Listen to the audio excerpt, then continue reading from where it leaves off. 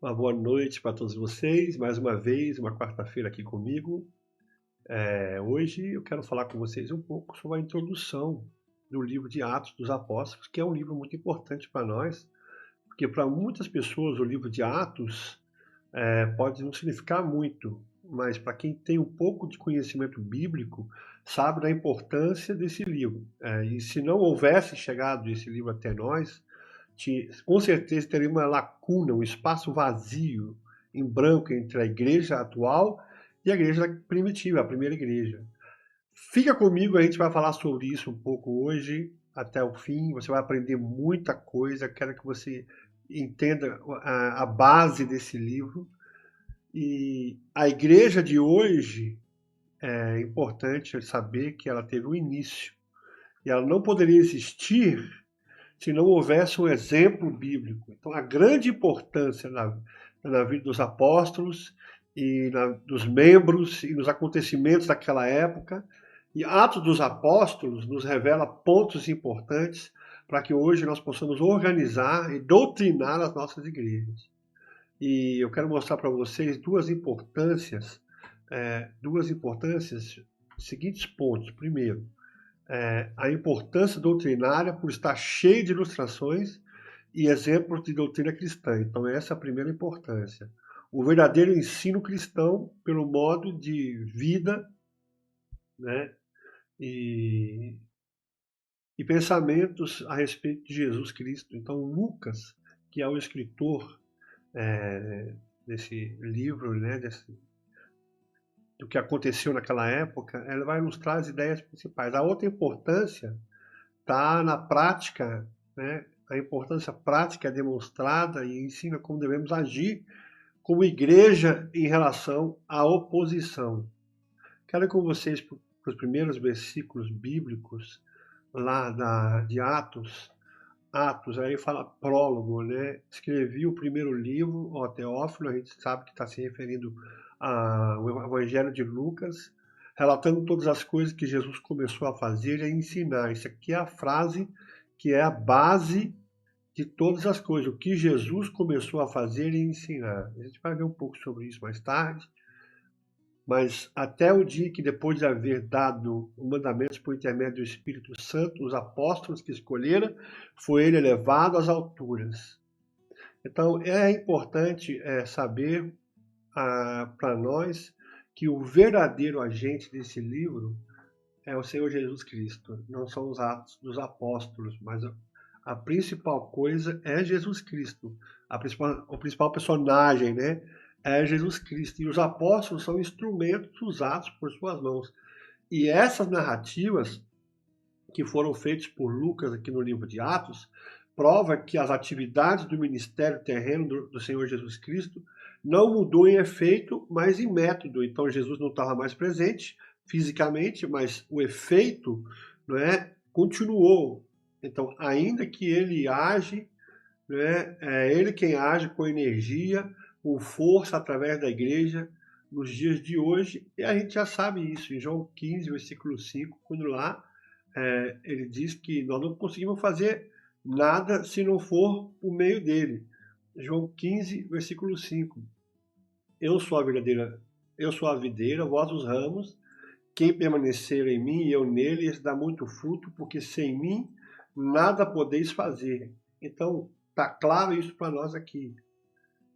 O que é importante para mim hoje? Né? A palavra de Deus é viva e eficaz, como está em Gálatas 3:5. Aquele que vos concede o Espírito, que opera milagres entre vós, Filipenses 2:13, porque Deus é quem efetua tanto querer como realizar, segundo a boa vontade. Então, ele abençoa, ele visita, ele guia, ele alimenta, ele fortalece, ele assiste, ele intercede. Jesus controla e exerce o papel principal no meio onde é proclamado o seu santo nome. É isso. Agora, nós precisamos entender e fazer essa pergunta, né, voltando aqui para Atos, ele relatando todas as coisas que Jesus começou a fazer e a ensinar. Quem é Jesus, então, depois da ascensão? primeiro que a gente sabe que ele derramou o Espírito Santo em Atos 2:33, Atos 2:33. Eu vou abrir para vocês. Exaltado, pois, à destra de Deus, tendo recebido do Pai a promessa do Espírito Santo, derramou isto que vides e ouvis. Então, ele derramou sobre a igreja o Espírito Santo. E essa é a ideia do livro, né? Não podemos, em hipótese alguma, separar o Senhor da seara e a ação dentro da igreja. Então, Jesus é ele que age. Por exemplo, se a gente for para o capítulo 7, versículo 55, capítulo 7, versículo 55, então, Atos 7, 55, mas Estevão, cheio do Espírito Santo, fitou os olhos no céu e viu a glória de Deus e Jesus que estava à sua direita. Então vê que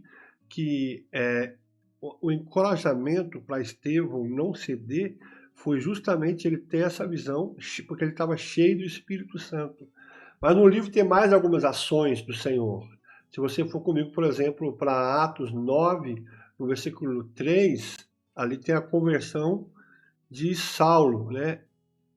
Então, seguindo ele a estrada fora, aproximar-se de Damasco, é isso. Subitamente uma luz do céu brilhou ao seu redor e, caindo por terra, ouviu uma voz que lhe dizia: Saulo, Saulo, por que me persegues? Ele perguntou: quem és tu, Senhor? Então, veja, a resposta foi clara: eu sou Jesus a quem tu persegues. Então, Jesus ele está na conversão de Saulo, mas ele também fala com Pedro. Pedro ele também fala com Pedro. Então, Jesus atua, vê a ação completa, a presença de Jesus durante o trajeto da igreja.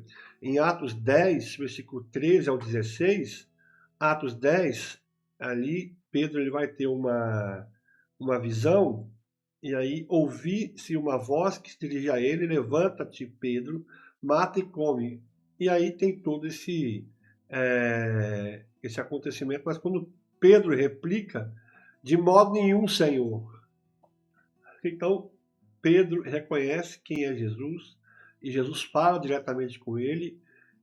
Então, você começa a ver que Jesus ele age nesse livro, e o agente principal continua sendo ele. A obediência é a Jesus. A gente vê, por exemplo, no capítulo 11, no versículo 7 ao 10, Atos 11, 7 ao 10, ele fala: ouvi também uma voz que me dizia: levanta-te, Pedro, mata e come. Ao que respondi, então Pedro narrando: de modo nenhum, Senhor, porque jamais, tal. E a voz responde: ao que Deus purificou, não o consideres comum. Então você começa a ver que Jesus ele é um agente que está lidando, e isso não muda, isso não mudou. É Jesus que tem que falar com a sua igreja hoje, é Jesus que tem que agir por meio do seu Espírito na igreja. Então, Jesus também agia em relação ao envio do Espírito. Então, nós vemos nos evangelhos o anúncio desse dia, Jesus fala sobre esse dia. Então, é Jesus que vai atuar também no enviar do seu Espírito. Então, é chegada que é a confirmação importante, né? Era chegada a confirmação da presença de Jesus Cristo para sempre, atuando de forma intensiva dentro da igreja por meio do seu Espírito. Então, por essa razão que a obra do Senhor Jesus sempre vai continuar. Em Efésios 1:3 tem a resposta para isso. Então, Paulo escreve aqui em Efésios 1:3, ele ora, né? Bendito Deus Pai do nosso Senhor Jesus Cristo, que nos tem abençoado com toda sorte de bênção espiritual nas regiões celestiais em Cristo. Então, é uma ação completa, não é? Então, 1:13, desculpa, 1:13. Eu li o versículo errado, aqui 1:13. Mas deu certo assim mesmo. E quem também vós, depois que ouvistes a palavra da verdade, o evangelho da vossa salvação, tendo nele crido, foste selado com o Espírito Santo da promessa. É isso. Então, versículo 14, ainda emendando aqui: qual é o penhor da nossa herança, até o resgate da sua propriedade e louvor da sua glória. Maravilhoso isso aqui, né? Então, o penhor é uma forma de garantia, uma prova, uma segurança. O Espírito Santo derramado é a forma mais bonita com que Jesus provou a fidelidade para conosco. Então ele foi, mas ele ficou, ele deu o seu Espírito. E assim eu posso saber que tudo vai se cumprir. E a esperança da igreja já é preenchida com a presença do Espírito Santo, e o próprio Jesus capacitando a sua obra. Se você olhar em João 14, Jesus fala sobre isso, João 14, versículo 17, João 14, 17, ele fala assim: o Espírito da verdade que o mundo não pode receber, porque não o vê, nem o conhece, vós o conheceis, porque ele habita convosco e estará em vós. Então essa é a promessa. Se você olhar em João 14, 26, um pouco mais para frente, né? Mas o Consolador, o Espírito Santo, a quem o Pai enviará em meu nome, esse vos ensinará todas as coisas e vos fará lembrar de tudo que vos tenho dito. Então, o Espírito Santo, a quem o Pai enviou, né? Ainda no versículo 26, acho que eu li o versículo 26, né? 15, 26, em João 15, 26, ele fala assim: quando, porém, vier o Consolador, que eu vos enviarei da parte do Pai, o Espírito da verdade que dele procede, esse dará testemunho de mim, e vós também testemunhareis, porque estáis comigo desde o princípio. Então eu tenho que entender o quê? Que Jesus opera através do seu poder em nossas vidas. E prova disso é que Pedro ele nos chama de casa espiritual. Em 1 Pedro, no capítulo 2, versículo 5, 1 Pedro, capítulo 2, versículo 5, ele diz: também vós mesmos, como pedras que vivem, sois edificados casa espiritual, para ser de sacerdócio santo, a fim de oferecer sacrifícios espirituais, agradáveis a Deus. Mas nós somos aqui chamados de casa espiritual. E Paulo ele completa isso em Efésios 3, versículo 17. Nós somos casa espiritual. Efésios 3, 17. Assim, habite Cristo no vosso coração pela fé, estando-vos arraigados, alicerçados em amor. Então, de fato, um complementa o outro. Habite Cristo no vosso coração. E aí ele ainda fala em Colossenses 3,16, onde fala: habite ricamente em vós a palavra de Cristo. Então, Colossenses 3,16, eu vou abrir para você conferir aqui comigo, né? Colossenses 3,16, habite ricamente em vós a palavra de Cristo. Então, o que habita em nós é o Espírito, é o Cristo e a sua palavra. Isso. Agora, nós somos enriquecidos de forma sem igual, porque nós temos a morada do Espírito Santo em nossas vidas, que é a pessoa de Cristo, e ele nos ensina a sua palavra, então a própria palavra é em nós. E essa presença significa que o próprio Espírito de Jesus está no meio da igreja. No meio da igreja. Isso é uma profeta antiga, é uma profecia antiga do profeta Joel, no capítulo 2, versículo 28. Se você for comigo lá para Joel, no capítulo 2, 28, e acontecerá que depois que derramarei o meu espírito sobre toda a carne, os vossos filhos e vossas filhas profetizarão, vossos velhos sonharão, e os vossos jovens terão visões, mas derramarei o meu espírito sobre toda a carne. Então, o Espírito do Senhor. E nós lemos, então, Atos 2,33, que ele recebeu do Pai a promessa e derramou isso que vedes e ouvis. Então, Jesus, em Atos, ele opera por seu intermédio, por intermédio do Espírito Santo. E isso já acontece, na realidade, desde a fundação do mundo, né? Porque a gente sabe que em Gênesis, no capítulo 1, versículo 2, o Espírito pairava sobre as águas. Então, há uma ação conjunta. A terra estava sem forma, vazia, trevas sobre a face da vida, e o Espírito de Deus pairava sobre as águas. Então, ao agir dos três, de Deus Pai e o Espírito, e em Cristo, o nosso Messias, então a importância do Espírito Santo nas nossas vidas é notória, e isso que está evidente aqui dentro desse livro, que Jesus ele vai passar a agir pelo seu Espírito. E em Atos capítulo 1, versículo 1, Atos 1:1, ele fala, escrevi o primeiro livro ao Teófilo, relatando todas as coisas que Jesus começou a fazer e ensinar. Então, e ele fala ainda no versículo 2, até o dia em que, depois de haver dado os mandamentos por intermédio do Espírito Santo aos apóstolos que escolheram, foi levado às alturas. Em nenhum livro você vai ver tão claro a ação do Espírito Santo como na igreja atual. Nós temos que voltar à base bíblica sobre a doutrina do Espírito Santo. Antes de tudo, você tem que começar a entender que não somos o agente, mas o instrumento. Nós não somos os obreiros, mas as ferramentas.